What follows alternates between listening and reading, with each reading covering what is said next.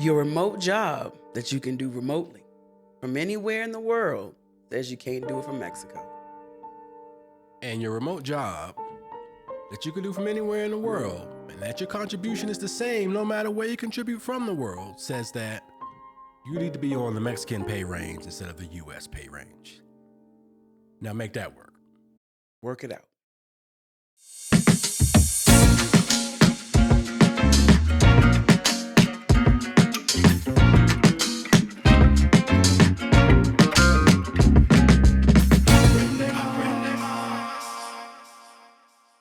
We're Chris and Jackie, and you're watching Aprende Más, our series on small town life in San Miguel de Allende, outside of the tourist centers. What's life really like here?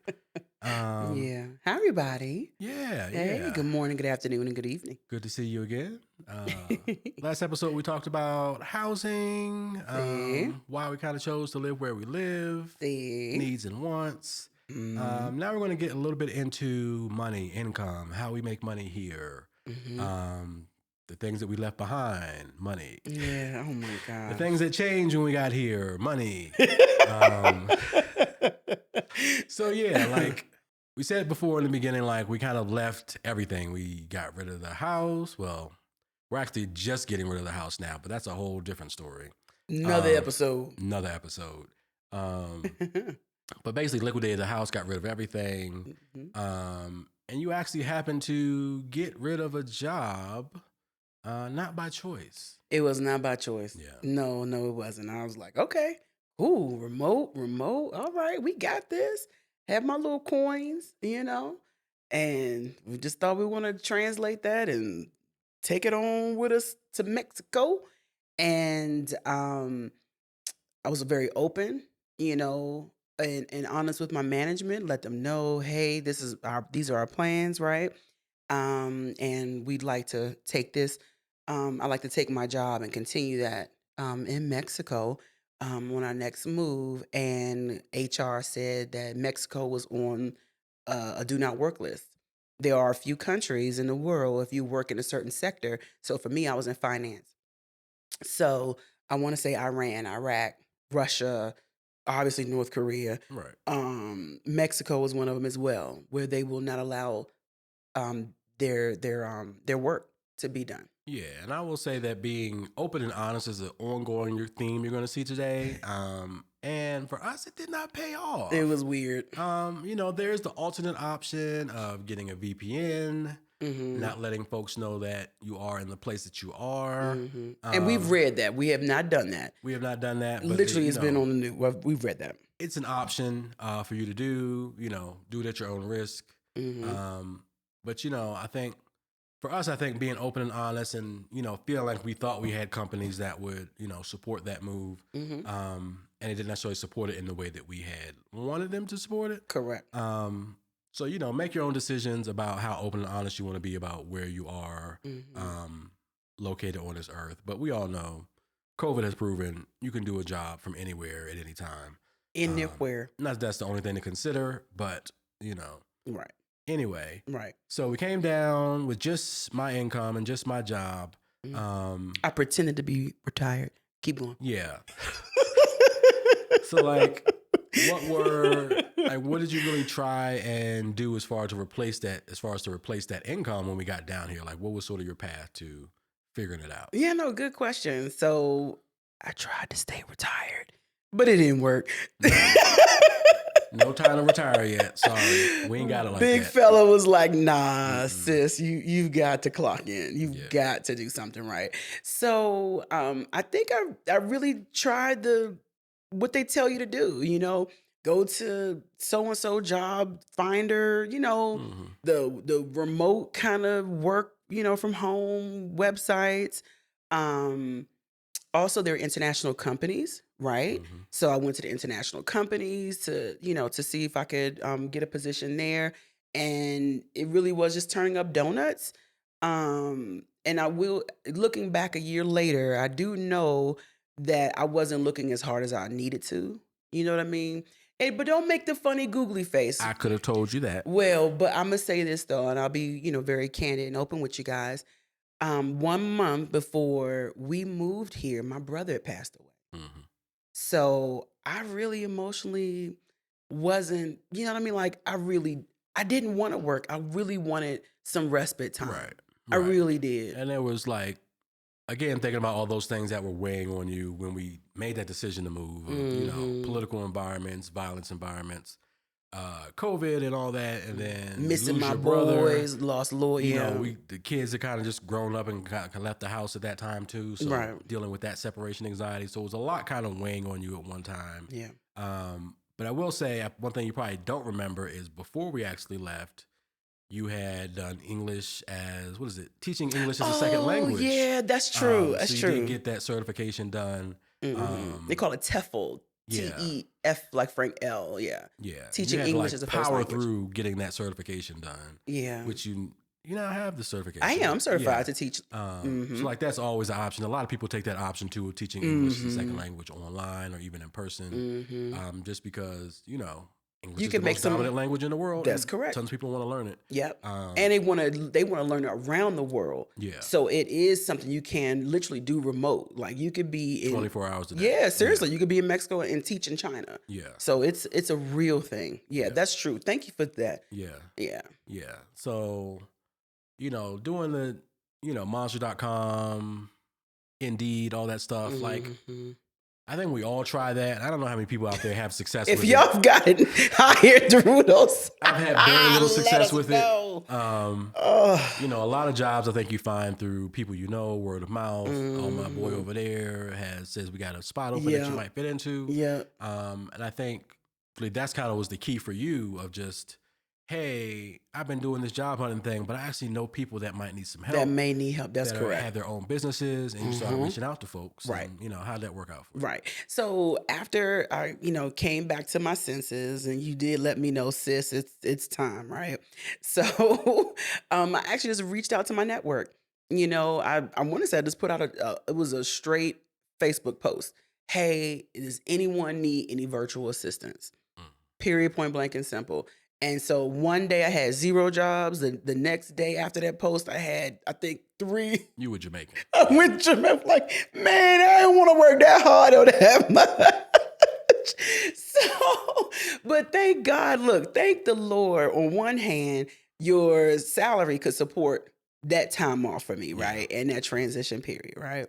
And then thank the Lord, I had some folks that was like, okay, yeah, I could use some help. So the first position I took, and I still have, thank the Lord, is with a real estate firm in Charlotte, North Carolina. So I work for them remotely with their agents and with the broker in charge.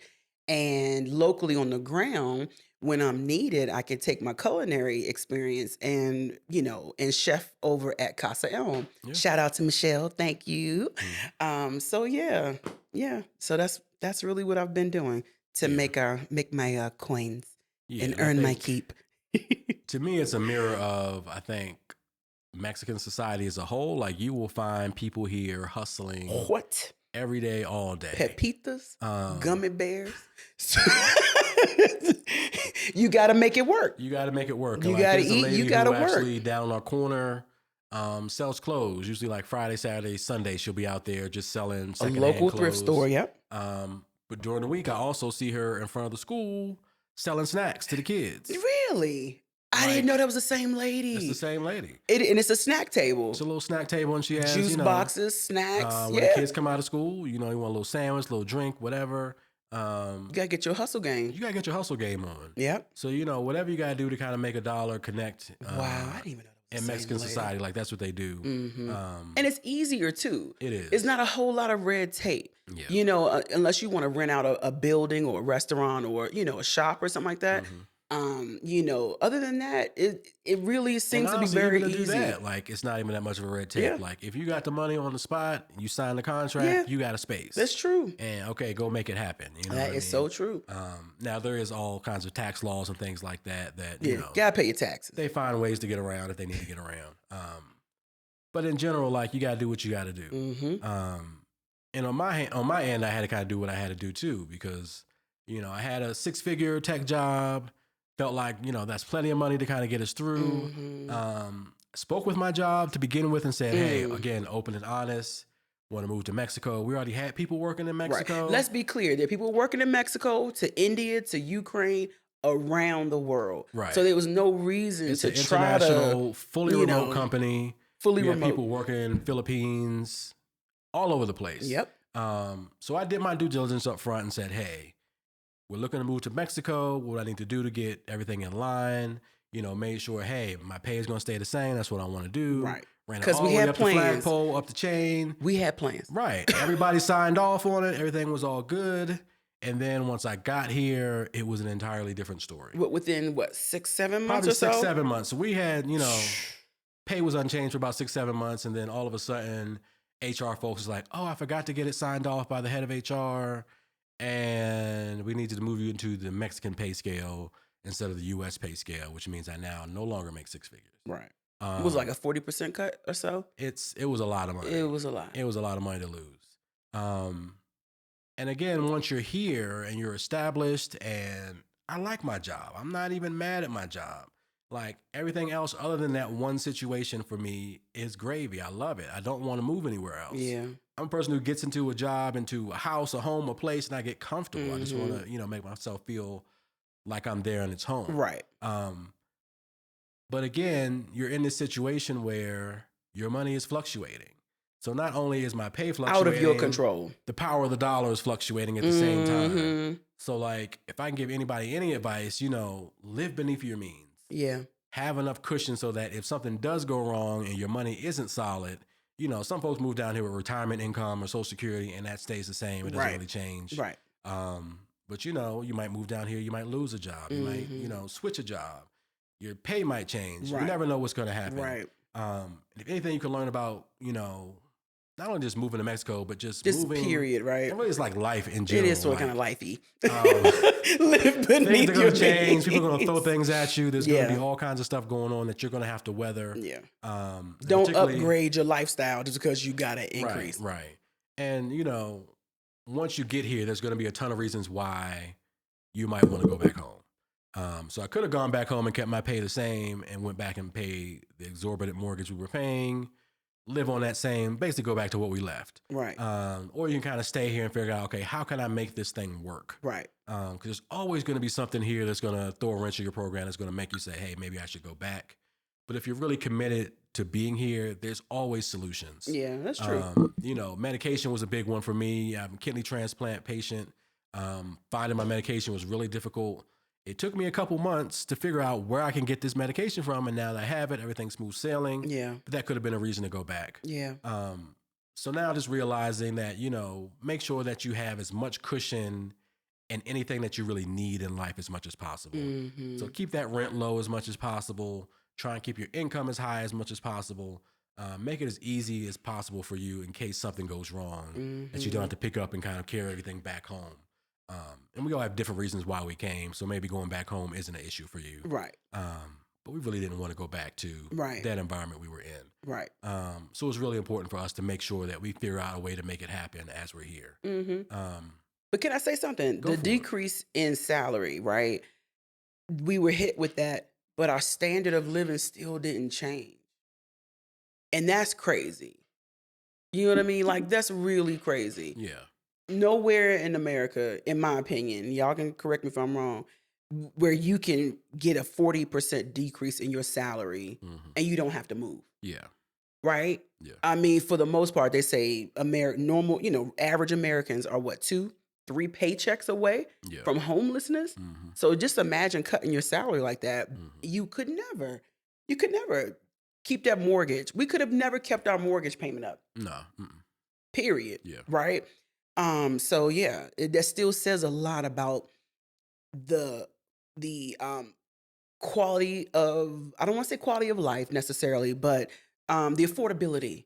Yeah, and I would even say like we were in a privileged position to even be able to do that. Yeah. To be able to move down here with 6 figures, which went a whole lot longer. Yeah. A whole lot farther than in normal. Mexico than it would in the U.S. in a lot of places. Yeah. So, part of it is the affordability of Mexico, but also just being in a privileged enough position to be able to make enough money that if you lose a good chunk of it, you can still kind of survive. Yeah. So, yeah, I mean, that's sort of our income journey a little bit Yeah. here. That journey is ongoing. Yeah. We have been, we've been paying rent and paying mortgage. Thankfully, we had some renters in our home back in our house Thank the back Lord home. for the renters. Yeah.